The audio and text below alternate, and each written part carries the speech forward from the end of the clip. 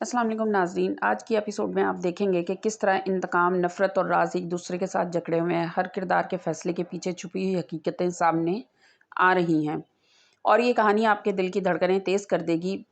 बिलाखिर राशिद ने ज़ारून से अपना इंतकाम ले ही लिया। राशिद ने कुछ गुंडे लोग भेजे थे ताकि ज़ारून को मार डालें। जब वो लोग आते हैं तो आकर ज़ारून पर गोली चलाते हैं और चले जाते हैं। फ़िज़ा सोचती है कि आखिरकार मेरे साथ ऐसा क्यों होता है कि ज़ारून आप मेरी ज़िंदगी में आते हैं और फिर मुझे छोड़कर चले जाते हैं।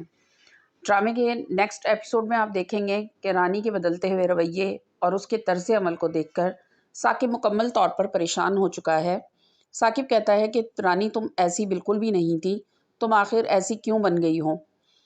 तुम्हें फ़िज़ा से इतनी नफ़रत थी, मुझे इस बारे में मालूम नहीं था।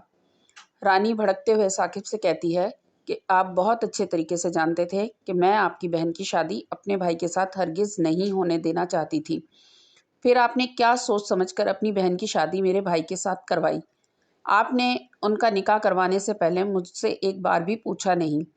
मुझे ये बात हरगिज़ बर्दाश्त नहीं है कि आपकी वो मनहूस बहन मेरे घर में जाकर राज करे और इतना ही नहीं, वो मेरे लोगों और मेरी चीज़ों पर डाका डालती फिरे। ये चीज़ें मैं हरगिज़ बर्दाश्त नहीं कर सकती।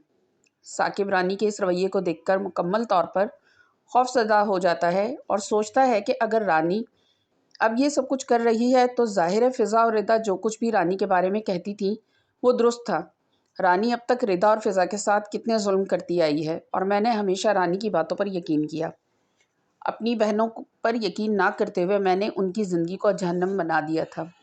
पर अब बस बहुत हो गया। मैं अपनी बहन के साथ किसी भी किस्म की कोई भी ज़्यादती बर्दाश्त नहीं करूँगा। अपनी एक बहन रिदा को तो मैं खो चुका हूँ, अब दूसरी बहन मेरे पास बची है फ़िज़ा, इसके साथ मैं कुछ भी गलत नहीं होने दूँगा। तो बेहतर ये है कि रानी तुम जितना हो सके अपने आप को कंट्रोल में रखो, वरना तुम्हारे लिए अच्छा नहीं होगा। दूसरी तरफ अरहम फ़िज़ा को कॉल करता है। शनाज़ इस बात से परेशान होती है और कहती है कि मैं फ़िज़ा से मुलाकात करना चाहती हूँ और उससे माफ़ी माँगना चाहती हूँ। अरहम अपनी वालिदा की हालत देखकर बर्दाश्त नहीं कर पाता और फ़िज़ा को कॉल करके कहता है कि तुम एक बार आकर अपनी फुप्पो से मिल लो। वो तुमसे बहुत ज़्यादा उदास हैं, इस वक़्त वो बीमारी की हालत में मुब्तला हैं और बिस्तर से उठ भी नहीं सकती। फ़िज़ा ये सब कुछ सुनने के बाद भी पत्थर दिल होकर अरहम से कहती है कि मेरा उनसे क्या ताल्लुक़ है कि मैं आकर उनसे मुलाकात करूँ? उस पर अरहम कहता है कि तुम्हारा उनसे ताल्लुक़ है। वो तुम्हारी फुप्पो लगती हैं। लेकिन फ़िज़ा अरहम की ये बात बर्दाश्त नहीं करती और कहती है कि बस बहुत हो गया। उन्होंने ये ताल्लुक़ ख़ुद ख़त्म किया था, उस दिन जिस दिन उन्होंने मेरी बहन को मारा था। मेरी बहन की कातिल हैं वो और उन्हें मैं कभी भी माफ़ नहीं करूँगी।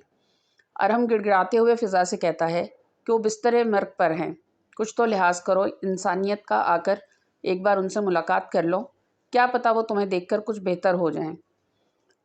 फ़िज़ा ये बात सुनकर कश्मकश में आ जाती है और जाकर ज़किया से बात करती है। कहती है मैं क्या करूं? ज़किया कहती हैं कि तुम्हें जाकर शहनाज से मुलाकात करनी चाहिए।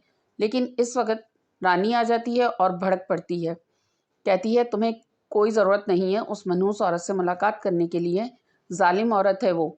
फ़िज़ा जो इस बात से नावाकिफ़ है कि उसकी अपनी बहन जो बीमारी में थी ब्रेन ट्यूमर की और उसकी रिपोर्ट्स उसके अपने कमरे की अलमारी में मौजूद हैं, कब इन रिपोर्ट्स को फ़िज़ा के हाथ में आएंगी और उसे मालूम होगा कि उसका बरवक्त इलाज ना होने की वजह ही से उसकी मौत की असल वजह थी, तो क्या उसे मालूम हो पाएगा कि उसकी मौत की वजह उसकी फुप्पो नहीं बल्कि उसकी अपनी भाभी रानी थी, जिन्होंने उसका ट्रीटमेंट नहीं होने दिया?